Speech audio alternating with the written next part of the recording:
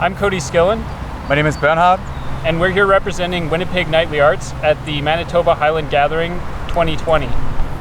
So first we're going to go over the basics of footwork in our system. The footwork that we use is a alternating footwork system. So that means every time that we change which side of our body the sword is on, we change which foot is forward.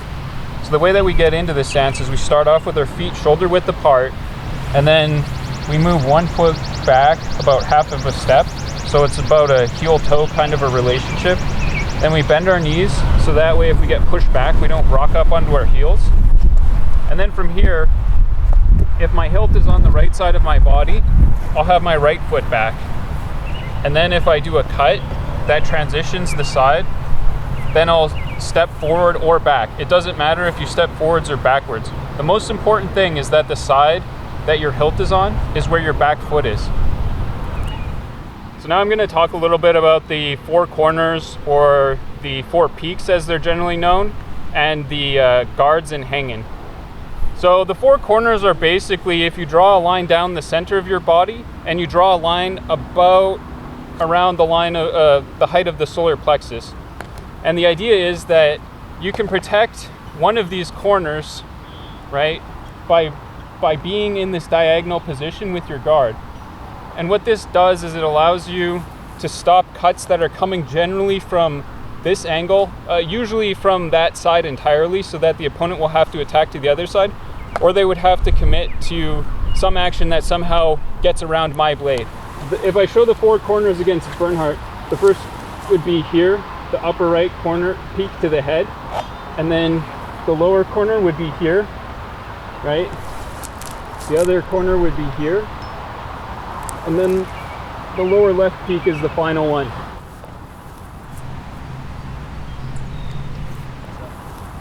The reason that we use this idea is because it allows us to defend a large portion of the body, and by transitioning between them, we can cover several areas relatively quickly.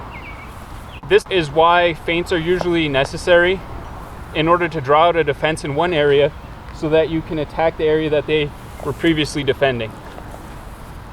Next, we're going to cover basic cutting mechanics as well as the VINDEN. So the way that this works is when you're doing anything with the sword, you are going to be pivoting around some point of the sword. So either the hand like this, or the center of the blade like this. So this is the part that's remaining fixed, or the point, right? So it would look like this, or if my point's forward, it would look more like that. So the idea of using this type of movement, right, transitioning my hands from one of the diagonal corners to the other, right, is called the VINDEN.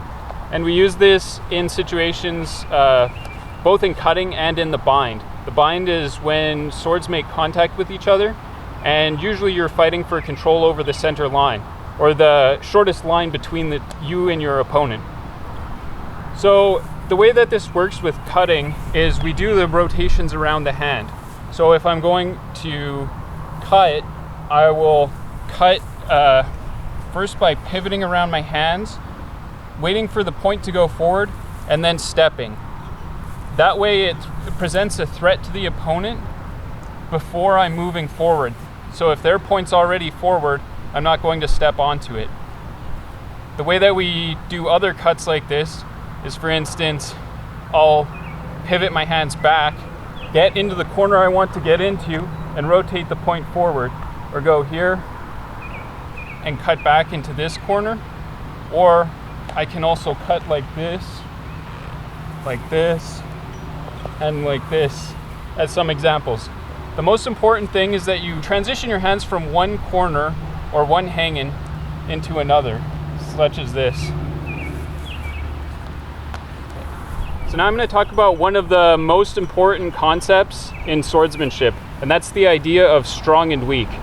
So the way that this works is, if your opponent's sword is out, there are two portions of their blade, roughly speaking. So the weak is actually towards the point here. It's about this third. And the reason we call it the weak is if Bernhard's resisting me, right, I can bend this really easily. But This part down here, we would call the strong, and the difference is if I'm gonna have to move pretty much his entire body or his entire body weight before I actually get the sword to move. So in practice with a blade, what you want to be doing is getting your strong onto the opponent's weak. That way you can displace them and attack.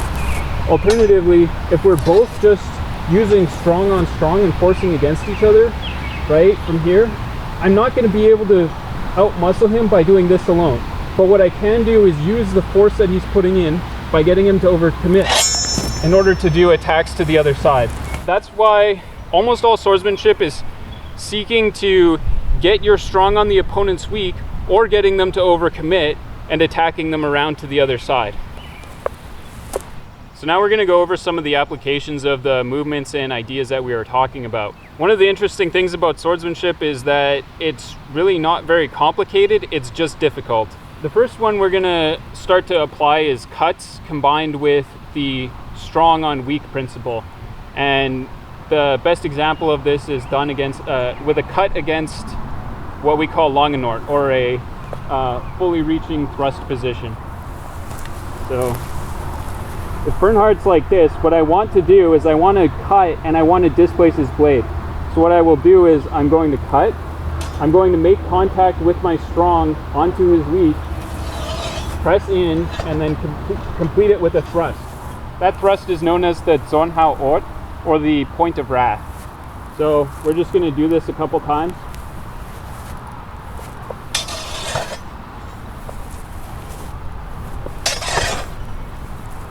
Right. So the reason that this is so important is because it allows you to create an opening in your opponent's defense while they have their point forward, which is a very dangerous position to try to attack normally, because if you do nothing, right? So if I just try to cut straight to Bernhard's head, right, the point is going to go directly into my face. Sure, I might hit him, but at this point he'd be jamming me back by my face. And a lot of the defense in this system is built around the concept of if you don't deal with your opponent's passive offense, you are going to get thrust in the face or cut before you actually manage to strike your opponent. The core of good swordsmanship is about being able to attack your opponent without being hit. If you're both just going and trying to hit each other, all that's going to happen is you're both going to hit each other, and that's not skilled swordsmanship. So the core concept is blending offense with defense in such a way that we can attack our opponent without being struck ourselves. So the next idea is using the Vinden movement as a counter offense. So if Bernhard is attacking me, I'm going to use that Vinden movement I showed earlier. I'm going to use this in order to apply a counter thrust to him, which we call an ABSETZEN, or a setting off. So, right? The idea here is I'm winding my strong onto his weak, pressing in and thrusting to his face. So this can also be done against other attacks, such as a thrust. So, right. And also a low Oberhalf.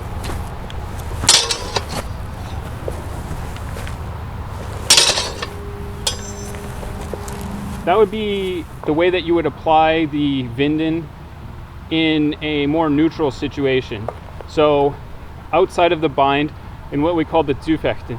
The Zufechten is the pre-fencing or the coming to the fencing.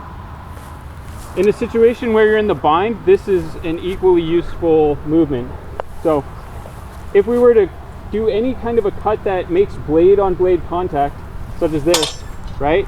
From here, what I want to do is the same thing. I want to wind my strong onto his weak, and from here begin applying pressure.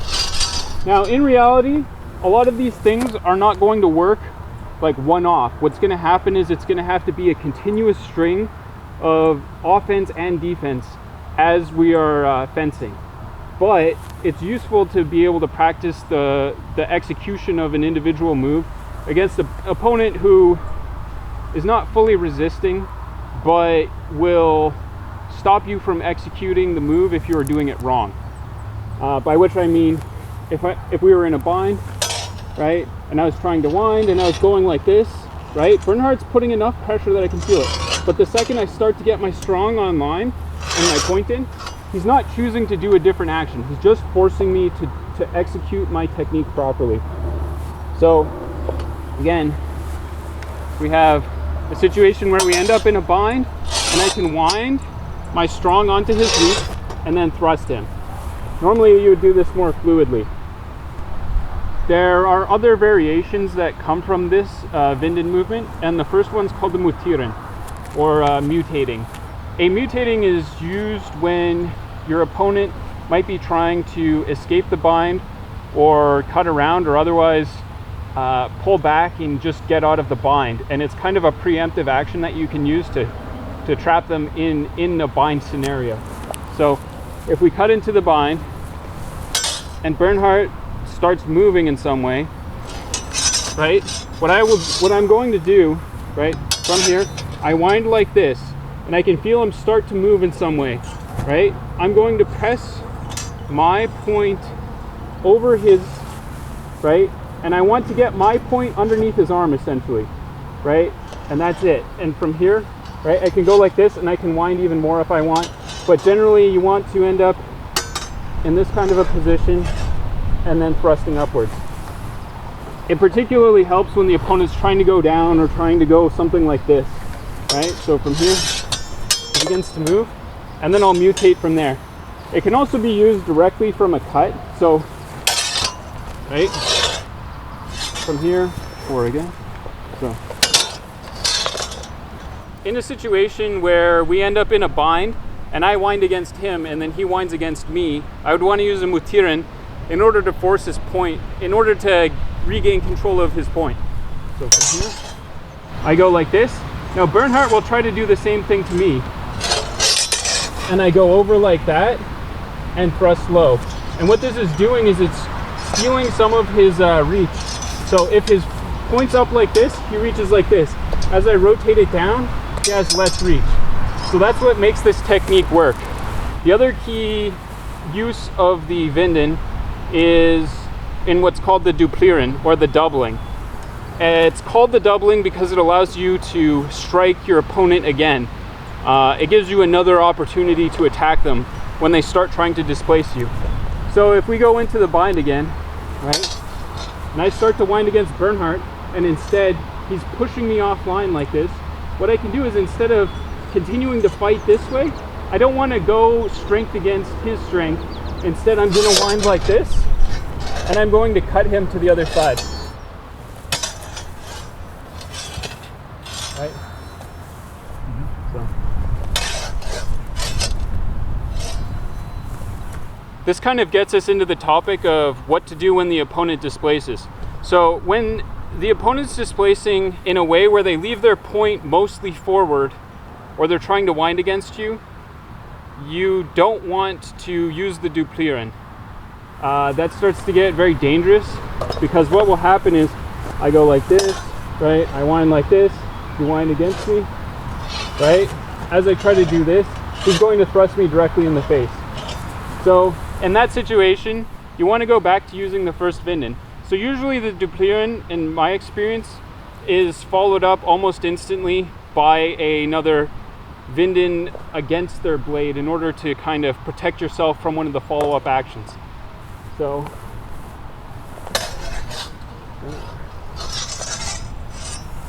as you can see, the DUPLIEREN and the MUTIEREN kind of work together in a way that lets you work your opponent's blade consistently where you want it and allows you to apply pressure.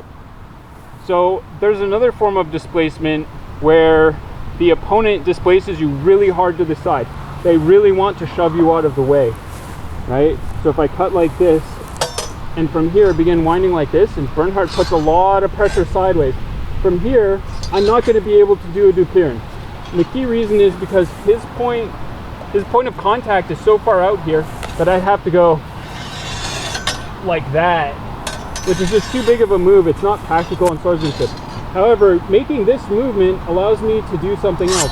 I can just pop my sword back as I'm making this movement and then cut to Bernhard. So again, it would look something like this, right? Usually it feels as though you're doing the DUPLIEREN movement, but your opponent's blade just slips off and you just direct your point back to the opponent's face. So once again,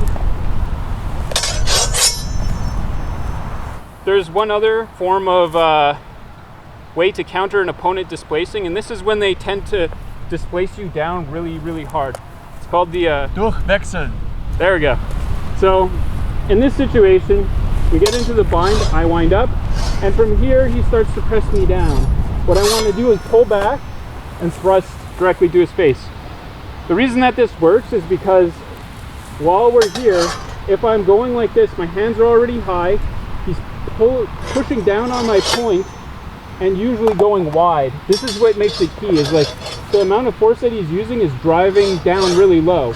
And from here, it gives me a much smaller, faster movement.